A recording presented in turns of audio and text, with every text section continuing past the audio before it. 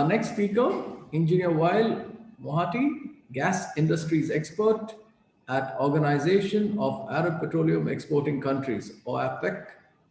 And today's topic is hydrogen and its role in the energy transition. Over to you, Mr. Engineer Wael. Okay. Thank you, Mr. Melon. Good morning, ladies and gentlemen. First of all, I would like to thank the organizer of this prestigious event, the White Paper Summit, for inviting Awabik to deliver some technical insights about one of the most important trending topics on the global energy agenda, which is hydrogen. Well, I represent the Organization of Arab Petroleum Exporting Countries, a regional intergovernmental organization established in 1968 in the state of Kuwait. And today we will try together to envisage the role of hydrogen that can be played in the future to foster the energy transition, providing some key figures, some key facts, and what are the projects and the plans in the Arab countries as announced by a number of countries. To simplify my presentation, I will speak on 4 items. In the first half of the presentation, we provide some key facts about hydrogen and what could be the potential roles played by hydrogen to foster the energy transition. And in the second part of the presentation, we will focus more about the success potential to develop a hydrogen economy in the Arab region, and what are the hydrogen plans and the key challenges that we have to overcome to develop hydrogen sector in the Arab region. Like any commodity, hydrogen has its own value chain, which usually started with the hydrogen production. And since hydrogen does not exist in a pure form in nature, we have to manufacture hydrogen. We have to produce it from another elements or from another compounds. So we can use fossil fuel to produce hydrogen, and we call this a fossil fuel-based hydrogen. Or we can use water by the process of electrolysis in order to produce what is called the renewable hydrogen. Second part of the hydrogen value chain is the storage and transportation. And in fact, hydrogen has some technical challenges because it has a very low energy density. So in order to transfer and store a huge amount of hydrogen and consider it as a part of the global energy system in the future, we have to increase its energy density either by compression or liquefaction to have liquid hydrogen, or by the two processes together. Transportation, we can use pipelines to transport hydrogen. We can use tube trailers, and also we can use tankers. The last part of hydrogen value chain is the end use application. Hydrogen has a variety of applications in many sectors, so it can be used as a fuel source. It can be used as a source of heat for some industries. It can be used also as a feedstock for some industries like ammonia or in the refining sector. And also hydrogen is an energy carrier, which we can use it as also for energy storage. If we need to convert electricity, for example, to produce hydrogen, we will see that in the next slides. We know that hydrogen does not emit CO2 emissions on burning. However, we have to consider that the production process of hydrogen itself, if we are using fossil fuel, we may have, of course, CO2 emissions. So we have to consider this point very carefully when we are planning to consider the hydrogen as part of our future energy system. As most of us know, there are many colors of hydrogen that describe the process used to produce hydrogen. In Awabik, we have gathered about over 17 production technologies that can be used to produce hydrogen, but few of them are at the commercial level. Just to be aware for all of us about what are the most commonly used process to produce hydrogen and the most common color of hydrogen, I am sharing with you this slide. We could have the black hydrogen that is produced from coal using a process called coal gasification. Of course, if we consider this type of hydrogen, it's the least accepted by environment because it emits about 19 kilograms of CO2 per each kilogram of hydrogen produced. Natural gas as well can be used to produce hydrogen, and we call hydrogen produced by steam methane reforming the process. As my colleague in the previous presentation highlighted, we can call it gray hydrogen. It's also emits CO2 emissions, but if you look to the figure, it produces about 10 kilograms of CO2 per kilogram of hydrogen. So it's about 40% reduction in comparison with emission from coal or black hydrogen. We can use either black hydrogen or gray hydrogen to produce what is called blue hydrogen. Blue hydrogen is the same, can be sourced from fossil fuels. However, with the application of CCS or carbon capture and storage, we can reduce the emissions, CO2 emissions, up to 90%. So we can consider it as a low carbon hydrogen, and we will focus on our presentation about this type of hydrogen and what are the plans in the Arab region. This category highlights for us is the fossil fuel-based hydrogen. On the other hand, we have what is so-called renewable hydrogen that can be produced by electrolysis of water if we are using renewable energy sources as a source of power. We call it green hydrogen, and this is the most commonly known now hydrogen in the international community because it does not emit any CO2 emissions. We can also use the nuclear power to perform the electrolysis of water to produce what is so-called yellow hydrogen. But of course, it's not widely applicable in many countries because nuclear technology is limited for a certain number of countries. Also does not emit CO2 emissions because water is the feedstock. And the last one is use of biomass by a process called pyrolysis to produce what is so-called turquoise hydrogen. Also does not emit CO2 emissions but leave carbon-rich residue, which makes it less accepted by the environment. One important question, if you would like to produce hydrogen and to consider it a major component of the future energy system, what are the key determinants of the hydrogen production? We have to look, of course, at the beginning to the economic side. Economic side, we have here, we can providing some data regarding the cost of producing 1 kilogram of hydrogen per kilogram of hydrogen, depending on different sources of fossil fuels. Hydrogen produced from coal, which is called black hydrogen, as I mentioned, is the cheapest source. Natural gas also is a very cheap source to produce hydrogen. The maximum range for the cost of hydrogen production from natural gas is about $3 per kilogram. If we apply carbon capture and storage CCS, the cost will also be around $3. And the renewable hydrogen, green hydrogen, is still by far the most expensive source of producing hydrogen. But economics is not only the size that we have looked to. We have to look to the emissions, as we mentioned. If we need to look to the decarbonization of the global energy system, and we need to have a net zero target as announced by European Union as an example. We have to look to the emissions. So if we consider coal, as I mentioned, above 19 kilogram per kilogram of hydrogen, which can be reduced in case of natural gas to 10. And if we apply CCS, the CO2 emissions can be reduced significantly to only 1 kilogram, and we can consider it the most accepted hydrogen from fossil fuel. And in case of renewables, we will have, of course, no emissions. That's why blue hydrogen can be very competitive from economic side and also accepted by environment regarding its environmental impact. The last point to consider is the scale. If we need to consider hydrogen, again, a major component of the future, we have to look to the scale. Are we able to produce hydrogen at giga scale or not?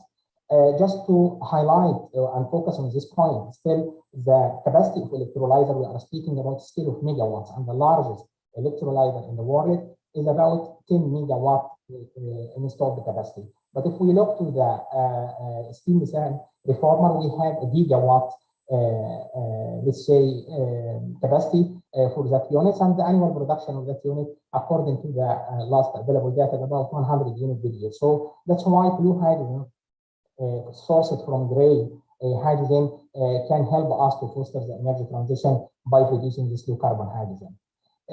Just to know what is going on in the real market now, what is the production of hydrogen it comes from, natural gas and coal together, they represent about 99% of the total pure hydrogen production in the world, which is estimated as 77 million tons.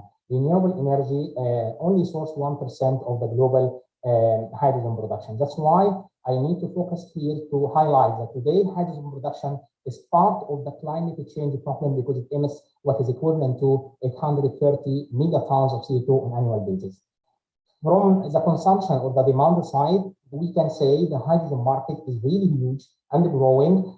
If we consider pure hydrogen or hydrogen mixtures with other gases, the total demand is around 115 million tons per annum. And of course, the refining sector, ammonia production, methanol are the major consumer of hydrogen, either in its pure form or in mixture with other gases. Although hydrogen market is huge and growing, as I mentioned, it's limited to be used as a feedstock for the industry sector. And this is also an important point to consider, that we have a hydrogen production that is still very limited. We are speaking about total length of 4,500 kilometers of hydrogen pipelines. If we compare it with the natural gas pipeline transmission and distribution pipeline, we are speaking about 3 million kilometers. So we have still a very limited hydrogen infrastructure that we need to develop, and of course this will need a capital investment, a huge capital investment. And the second point, that we have a hydrogen infrastructure geographically concentrated in a certain number of countries like United States and some European countries and also in China. So if we need to consider it a major part of the future, we have to develop more the hydrogen infrastructure through pipelines, through tankers, to be able to consider it a major component of the future energy system. One of the most important messages we would like to deliver today, how hydrogen can foster the energy transition. I can say it can help to foster the energy transition through the integration with the renewable energy sources, which will help to increase their uptake in the energy mix. If we have an increase in renewable energy production, we can use it to produce hydrogen from water and store it for further use. Second one is it can help to decarbonize the hard-to-abate energy, hard-to-abate end-use sectors like the transport sector, which is still heavily dependent on fossil fuels. The last but not the least is the diversification of energy mix, because if we introduce hydrogen as a fuel source, we are diversifying the energy mix, and of course, we will help to improve the security of supply for a sustainable energy future. Of course, all of these potential rules make up the three elements of the energy trilemma, which is energy security, to have a secure and reliable energy source, and energy equity, and also to have environmental sustainability for the use of hydrogen as a fuel. Just looking about the promising sector for hydrogen demand, there is an interesting study by Hydrogen Council, and we have collected some data to provide some analysis about what are the most promising sector for hydrogen. Here we can see that transportation is expected to be the largest consumer of hydrogen in the future, accounting for around 28% of the global hydrogen demand by 2050. The total demand is expected to reach about 600 million tons per annum. As I mentioned, we have today for pure hydrogen about 77 million tons per annum, and we could reach up to 6 or 7-fold this number by 2050.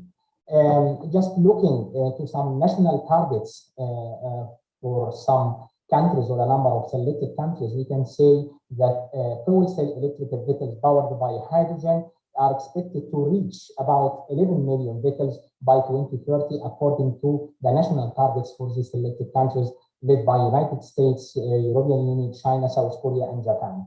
Just to keep in mind, today, fuel cell electric vehicles fleet is around 250,000 vehicles in 2019. So we are speaking about from 250,000 vehicles to about 11 million fuel cell electric vehicles by 2030, and we expect this number at least to could double by 2040. That's why we emphasize that hydrogen can play a very important role in hard-to-abate end-use sector like the transport sector. No one can deny that there is increasing momentum about the role can be played by hydrogen to foster the energy transition, and many countries are announcing their policy actions like hydrogen roadmap or hydrogen national strategy. And according to our survey, just updated February 2021, about 30 countries in Europe, in MENA region, Americas, and also Asia have announced the national hydrogen strategy and roadmaps. And we expect that number maybe double in the next few months, since there is a growing, as I mentioned, unprecedented momentum about the role of hydrogen. But we have to consider for any country or government to publish the national hydrogen strategy, its specific actions have to be taken first, usually starting in any country to finance or establish R&D program in order to have a clear vision about the role played by hydrogen, and then the country announces the roadmap which is needed to list the list of actions in the short term and to provide deep understanding about production pathway of hydrogen and the potential uses until we have at the end the national hydrogen strategy.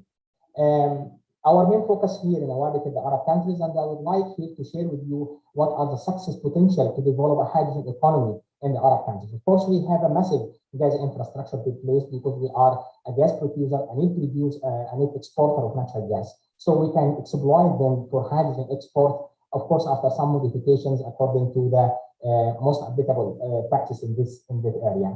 Also, we have a unique geographical location with proximity to potential demand center like Europe and also Asia, and we have strong, long-established economic ties with IOCs, between our NOCs and the IOCs, and the IOCs, of course, have announced the decarbonization plans, which we can align together to make the region also a big player in hydrogen. And of course, we have the natural gas resources and the renewable energy resources. We have actually abundant resources, of course, natural gas, which can be used to produce green hydrogen and also gray hydrogen, and also for renewable energy sources. Just to give you a very quick image about the Arab region, we are here very rich in natural gas in general, and the cost of producing hydrogen, if we consider the blue hydrogen, as I mentioned, low carbon hydrogen accepted by the environment, we have a very competitive cost. It can cost up to $1.5 per kilogram.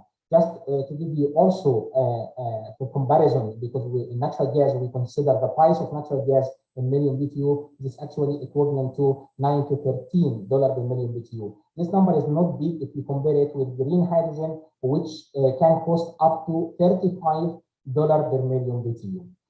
For renewable energy sources, we are abundant Arab region in renewable energy sources, and if we consider the global wind atlas or solar radiation atlas, we have wind speed can reach up to 11 meters per second, and the solar radiation that can reach 2,200 kilowatt per square meter. And this is very important because this will increase the capacity factor of the renewable plant. If we consider PV wind hybrid plants, which can produce electricity needed for the electrolyzer, we are sure that we can increase or have a higher capacity factor, which is very needed to assure the commercial feasibility of any green hydrogen project.